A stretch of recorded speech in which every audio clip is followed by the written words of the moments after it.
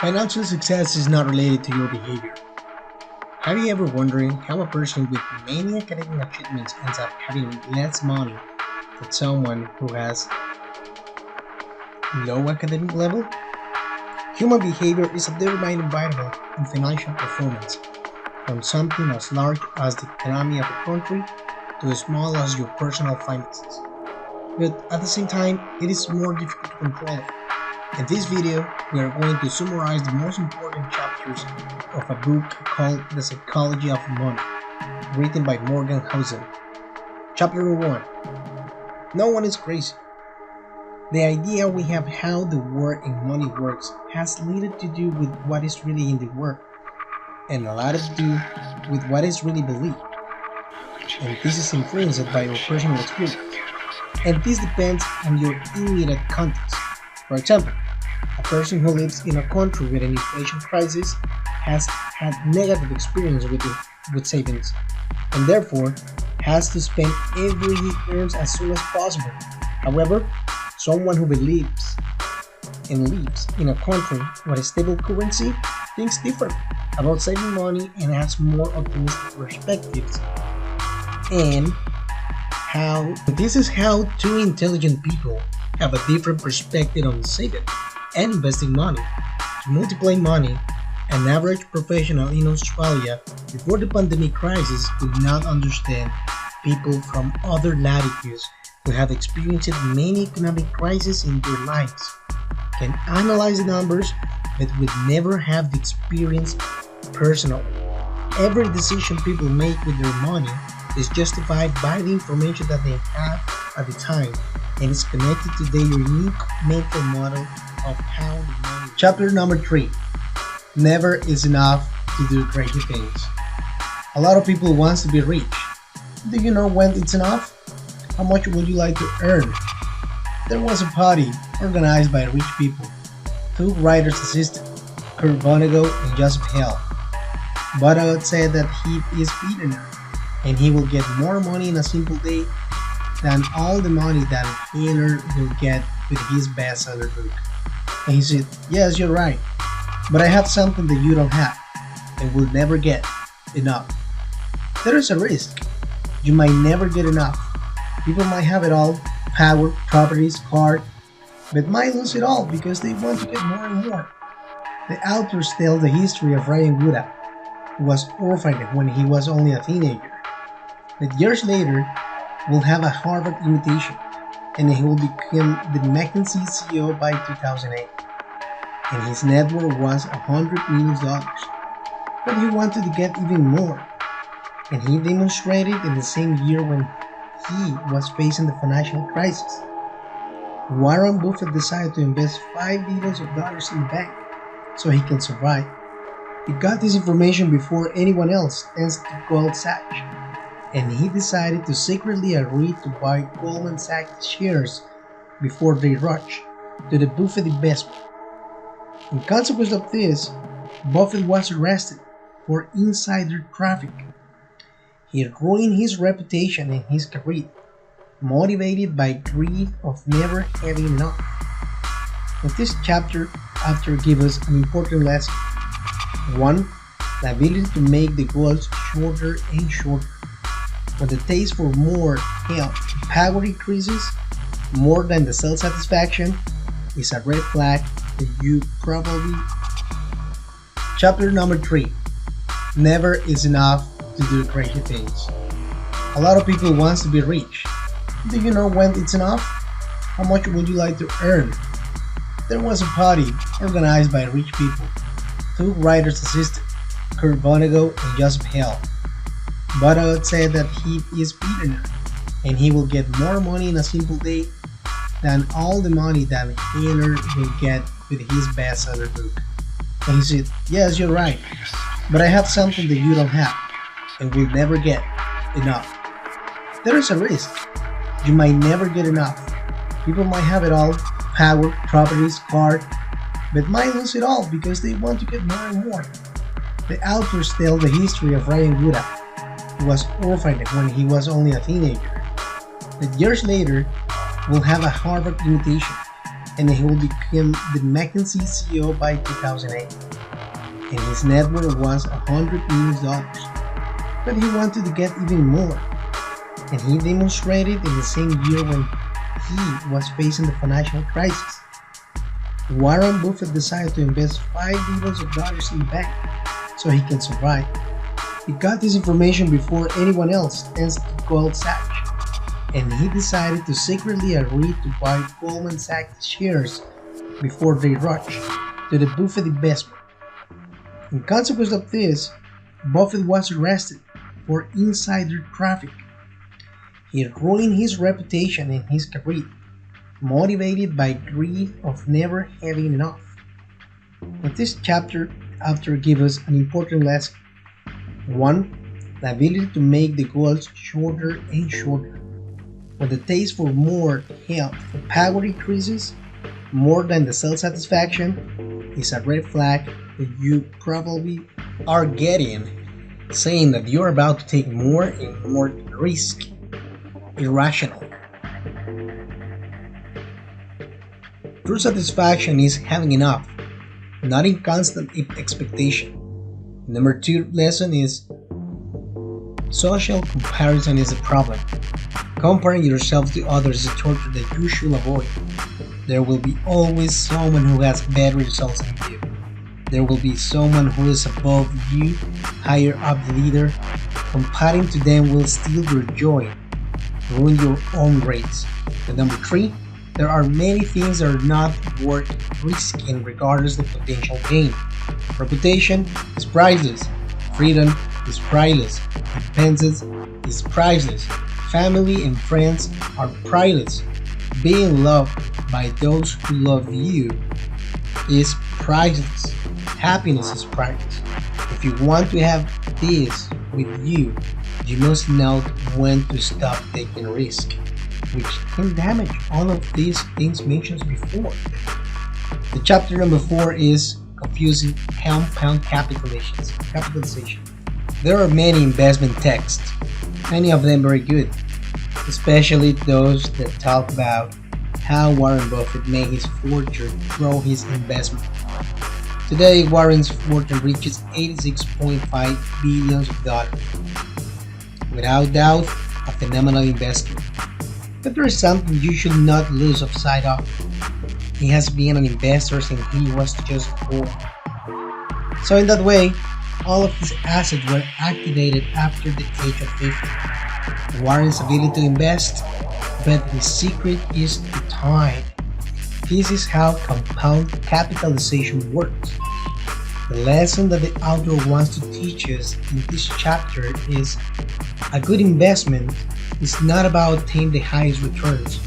The highest returns tend to be non-repeatable successes. And as Charlie Munger said, the first rule of capitalization is not to interrupt it unnecessarily. Chapter number 5. Become rich versus stay rich. Many financial gurus talk about how to get rich, which has made a boring topic for people. It is not about just being rich, getting good capitalization. It's about how to keep that richness over the time. The author gives us that there's only one way to stay rich, and it's a combination of paranoia and use your resources wisely. Getting rich requires you to take risk. You should be optimistic about the future and that you make yourself know. Staying rich requires you to have humility and that you might have a little bit of fear that what you have earned might be taken away from you, might be stolen, or you might lose it all. Compound interest is just like a tree. In a year, you will not see much progress. In 10 years, you might notice a little bit of difference, but over 50 years, you will have created something extraordinary. However, staying rich over 50 years requires you chapter number 6. You can be wrong half the time and still become rich. In this chapter, the author tells us the story of Hans Gruber, who was able to accumulate valuable work of art. But in reality, it was not pure insight. Rather, He got a large amount of art, and only a small part became valuable art. This means that he was wrong most of the time. However, he was able to get it right once. If you would like to get adventures into the world of investments, you should know that many things in the world comply with the Pareto principle, with the 80-20 rule. Experienced investor and large companies expect 100% failure of 80.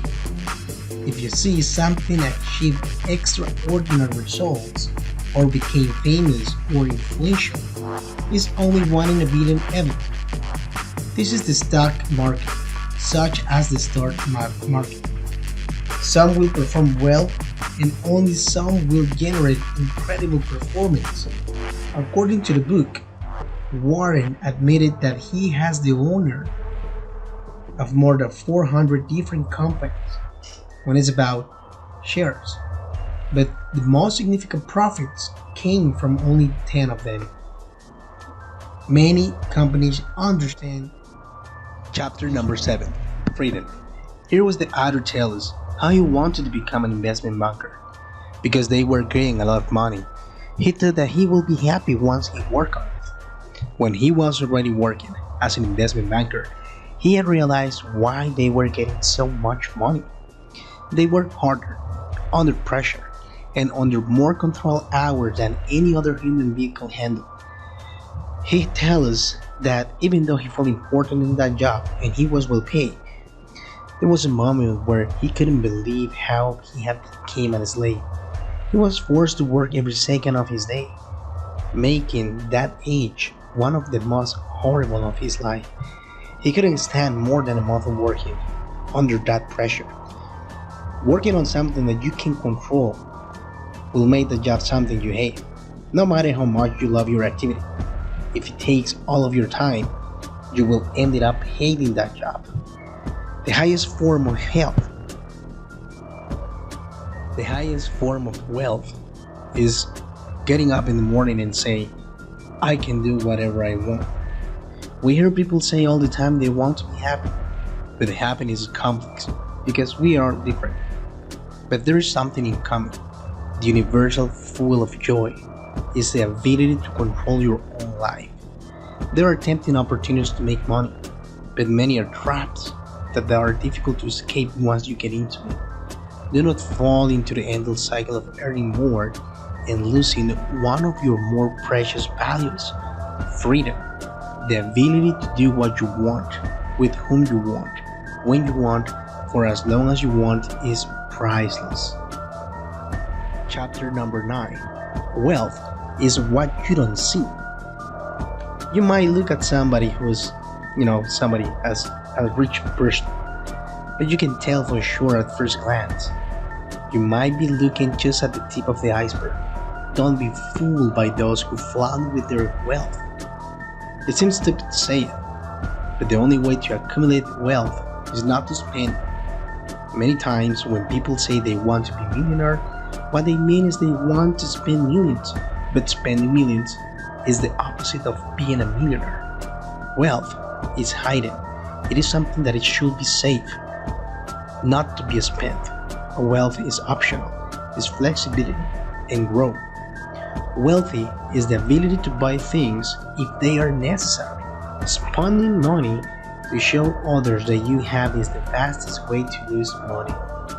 In the chapter number 13, Room for Error, we're talking about how to fail. If you can think about the possibility of fail, eventually you will fail. Because the real failure will come up when you don't know how to face a setback in your investment. How do you face adversity if you never was prepared for it? Betting everything on a single investment means that you risk too much. If you don't expand your investment portfolio, it means that you are not leaving room for error, that you will not be prepared for adversity, and that's where the true failure it is. If something can break, it will break. If you put many things in function of the performance of a single thing, You are counting the days for the catastrophe. One of the biggest mistakes is to depend only on a salary to finance the needs of a short-term expense without saving to protect your unexpected expenses.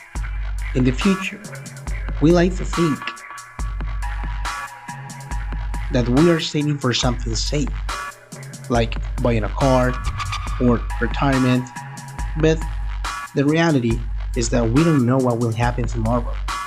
We don't know for sure where we'll spend or save it. This doesn't mean that you're not, getting a plan. It means that you have to think about you might fail. In the chapter number 14, you will change. Long-term planning seems easier than actually it is, because everything changes over time. You and I will change in 10 years. The world will also change. Don't get me wrong, this should not be an impediment to making plans for the future. In the book, they tell us the story of a boy who wanted to be a doctor, and he got it with a lot of effort, but in the end, he regressed about the career that he had chosen, saying that it was horrible. In psychology, there is something that psychologists call the illusion of the end of the history. That's what people's tendency to be very aware of how much they might change or they have changed in the past, but to underestimate how much their personality is likely to change in the future. The reality is that you will change. You will never stop doing it. The same happens with your content. The decisions that seems correct in the past might end up looking crazy in the future. Chapter number 15. Nothing is for free. Everything has a price, but not all the prices appears on the labels. The key to making financial decision is to find out what the price it is and if you are willing to pay before making the decision. Consider that most things are easier in theory than in practice. To be a successful investor, you will have to pay a price, but we are not talking about money. Instead, you should be paid that with uncertainty, doubt, and related fear, with the ups and downs on the market. Your investment earnings will not be free and will never be for free. Chapter number 16. You and I. You and I, we have different agendas, and they are designed from our vision of the world, driven by our own incentives. Take this as a warning when you are following the advice or the footsteps of others. Over the years, there have been many financial bubbles who have caused a lot of damage to the wealth of many investors and have ruined their entire families. Something very common in these financial bubbles are those investors who follow up the footsteps of another investors who are playing a different game. Long-term investors and short-term investors have different agendas. Be careful with this when you're making decisions based on the steps of other people. Given this, the author recommends identify what's the game that you would like to play. Each investor must choose as a strategy what will be the best change to get what they are actually looking for. Chapter number 17. The seduction of the pessimist. Have you ever noticed how many people seem to show a lot of interest in the tragic messages of the prophets of disaster? It's just like people think that the world is going straight to the hell. Pessimism is the order of the day. This is because pessimism is modern. In this chapter, the authors mention the moment in which the Wall Street Journal published an article written by a Russian professor named Igor Panev. The article seemed like a snippet of a dystopian warning. It said that by 2010, the United States will be divided. Alaska will be under Russian control, and California will become the California Republic. And this, it will be under the influence of the Republic of China. The curious thing about this is that the article was published on the front of a very prestigious newspaper. The truth, guys, is that pessimism is natural, and that's why it's something that evolves. There are organisms that take care of the treats as something urgent, and that's why they are more likely to survive. However, optimism is the best bet for people because the world has always tended to improve most of the time. The reality that the desire to survive and search for survival lead people to seek for solutions in the middle of the adversity. Here is where the people is looking for innovation. Needs is the mother of all innovation. Let's think about Japan. A few days after it was destroyed, and that there was basically nothing, absolutely nothing on that country. There was an article saying that this nation will become the world's most powerful when it's about technology. And as you will see, these guys, they were right. Because the people respond to the problems and the adversity. This is one of the most important drivers of economic recovery. And ignore please all negative thoughts and pessimism. Without optimism, it's impossible for people to create solutions to the problems. And this is how we get to the most important chapter of this book. Thank you for being with us, guys. Please subscribe, and I'll see you in the next one.